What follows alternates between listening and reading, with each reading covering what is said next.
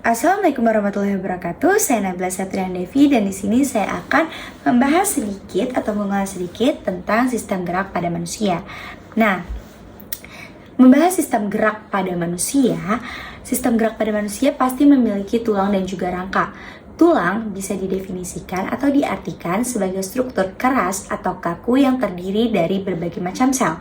Sedangkan rangka adalah gabungan tulang yang dijadi satu untuk terciptanya atau terbentuknya sistem gerak pada manusia. Masuk ke jenisnya atau bagian, itu terdapat dua bagian. Ada bagian dalam dan juga ada bagian luar gitu. Jadi ada bagian yang terlihat dan juga tidak. Itu simpelnya atau umumnya seperti itu. Lalu selanjutnya masuk ke dalam manfaatnya sendiri. Manfaatnya itu salah satunya adalah sebagai alat pasif. Kenapa sih saya bisa bilang tanda kutip pasif? Dikarenakan tulang dan juga rangka tidak bisa bergerak tanpa adanya bantuan sel atau sendi atau otot, yang mungkin umumnya otot ya, yang membantu si tulang atau si rangka ini tuh bekerja dengan maksimal seperti itu. Jadi bisa disebut alat pasif karena ia tidak bisa menggerakkan sendiri gitu. Jadi membutuhkan bantuan atau alternatif lain seperti salah satunya otot ataupun sendi yang ada dalam tubuh kita. Nah, langsung masuk ke manfaat yang kedua yang saya ketahui itu tuh untuk melindungi bagian tubuh yang lunak ataupun yang sangat penting bagi tubuh kita itu. Jadi tulang atau rangka itu termasuk salah satu agen yang melindungi aset-aset tubuh kita seperti itu kan. Nah, langsung masuk ke manfaat yang ketiga yang saya ketahui itu tuh manfaatnya untuk menegakkan atau menompang badan pada makhluk hidup, terutama yang kita bahas adalah pada manusia. Itu yang saya ketahui. Langsung masuk ke jenisnya. Jenisnya itu, sebelum masuk ke jenisnya, rangka itu kan terdiri dari susunannya banyak ya. Nah, yang sudah beredar di internet atau pada umumnya dijelaskan oleh anak SMP ya dan SMA itu rata-rata langsung masuk ke jaringan tulang tiganya ini nih, intinya. Yaitu ada tulang tengkorak, ada tulang badan dan juga ada tulang gerak. Langsung aja lah masuk ke pembahasannya. Kayak misalkan tadi yang saya sebutkan ada 3, tulang tengkorak, tulang bagian badan, dan juga ada tulang bagian untuk gerak.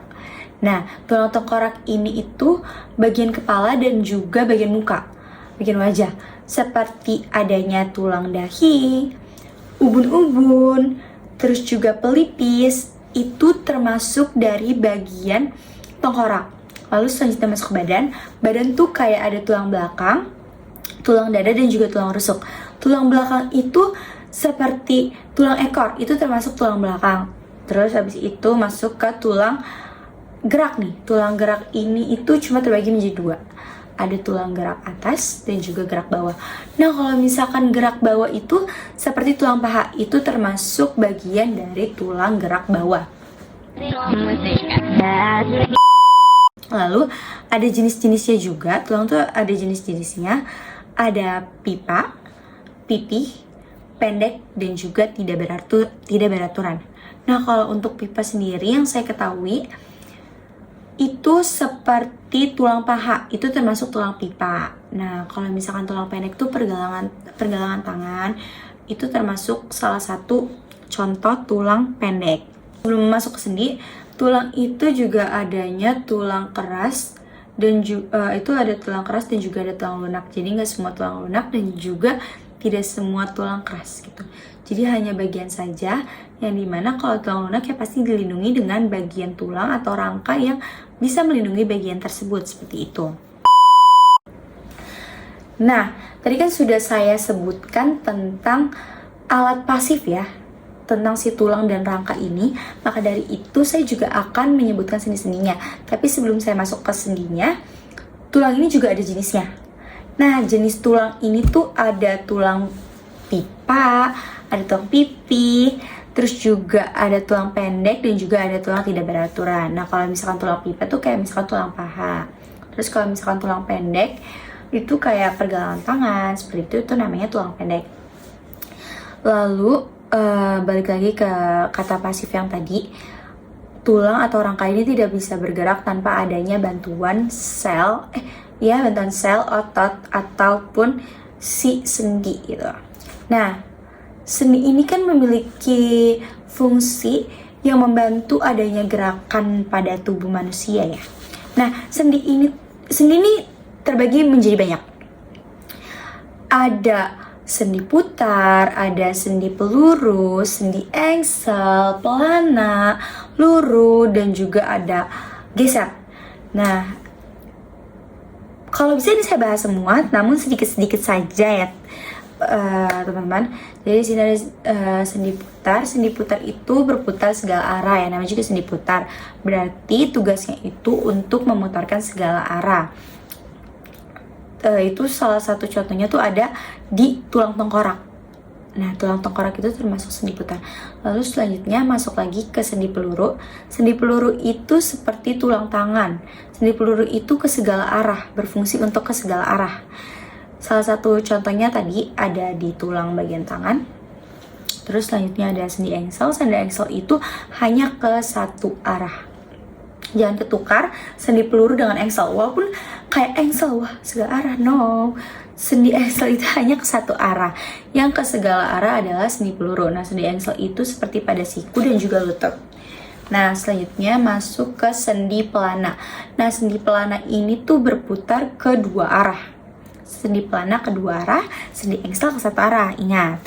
Nah, kalau misalkan sendi sendi pelana itu seperti ibu jari, itu termasuk sendi yang bermanfaat untuk kedua arah saja. Terus lanjut lagi ke sendi geser, yang dimana ya adanya pergeseran dong, udah pasti. Yang dimana adanya si tulang hasta kalau nggak salah ya. Saya juga lupa ya, kurang lebih seperti tulang hasta deh kalau nggak salah. Terus masuk lagi ke sendi luncur. Sendi yang terakhir itu tuh kayak lebih ke melengkung ya, gerakan melengkung gitu. Ya, dia seperti gerakan melengkung, seperti ada pergerakan tangan dan juga kaki. Ya, melengkung. Ya, itu yang saya ketahui, itu sendi pergelangan tangan sini. Sama aja kayak melengkung, berputar gitu, berputar. Umumnya sama, cuma berputar. Cuma kan kalau misalkan kalau sendi putar itu yang memutar seperti tengkorak ya, dia juga tidak bisa melengkung, kayak pokoknya nggak bisa. Ya, itulah perbedaannya. Ada perbedaannya. Cuma kalau sendi luncur ini ada perputaran dan juga adanya pelengkungan gitu, seperti ini. Pergelangan tangan dan juga kaki itu sama. Nah, tanpa adanya rumah, tanpa adanya bantuan pondasi yang kuat, tidak akan ada rumah yang kokoh. Sama seperti tubuh manusia, tanpa adanya rangka, tulang, sel, otot yang baik, tidak akan ada tubuh manusia yang fit atau bekerja dengan maksimal. Maka dari itu, kita sebagai manusia harus bisa membuat sehat luar dalam bagian kita gitu, bagian tubuh kita gitu. Jangan terlihat kayak luar sehat, namun bisa jadi ada kendala di dalam tubuh kita sendiri seperti itu.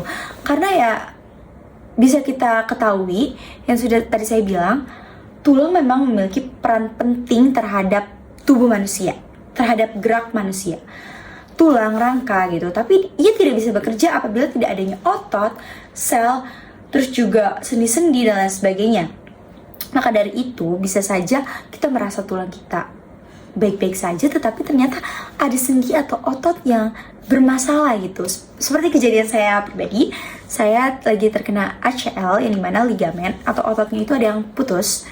Nah, ini yang menyebabkan saya nggak tahu kenapa bisa gitu. Padahal saya bisa beraktivitas sebelumnya, beraktivitas seperti biasa. Hanya saja saya pikir kaki saya hanya cedera biasa. Ternyata ada salah satu otot yang putus yang membuat saya pribadi tidak bisa aktivitas dengan maksimal gitu. Karena yang seperti tadi saya jelaskan di awal, tulang atau rangka-rangkanya itu bekerja secara pasif. Yang alat pasif gitu, termasuk alat pasif yang dimana tidak bisa bekerja secara maksimal tanpa ada bantuan-bantuan yang lain gitu. Maka dari itu kita harus bisa mengkondisikan atau menstabilkan badan kita dari luar ataupun dari dalam, seperti itu, agar seimbang dan juga agar kita mendapatkan fondasi yang kuat untuk tubuh kita melakukan aktivitas atau sistem gerak pada tubuh kita tuh tetap terjaga gitu, tetap aman gitu. Maka dari itu, semua bagian tubuh manusia penting untuk sistem gerak, terutama intinya di sini adalah rangka dan juga tulangnya, karena ya rangka pada tulang itu juga membantu melindungi bagian-bagian atau sel-sel yang ada pada bagian tubuh gitu. Jadi manfaatnya sama-sama penting, hanya saja cara kerjanya cukup pasif untuk tulang dan juga rangka gitu. Tapi untuk perannya yang ada itu sangat penting banget. Ia melindungi, terus juga menjaga gitu, dan juga bisa mengkokohkan badan kita, menompang atau bisa menegakkan badan kita sendiri, seperti itu. Dan juga dia emang bisa mempersatu sel gitu. Jadi kayak menempelkan sel pada rangka-rangka yang ada pada tubuh, seperti itu. Oke, sekian, terima kasih penjelasannya. Maaf kurang lengkap. Dan juga maaf apabila ada kesalahan dari penjelasan atau adanya keterlibatan pada bicara. Saya mohon maaf. Itu saja yang bisa saya jelaskan pada video kali ini. Assalamualaikum warahmatullahi wabarakatuh.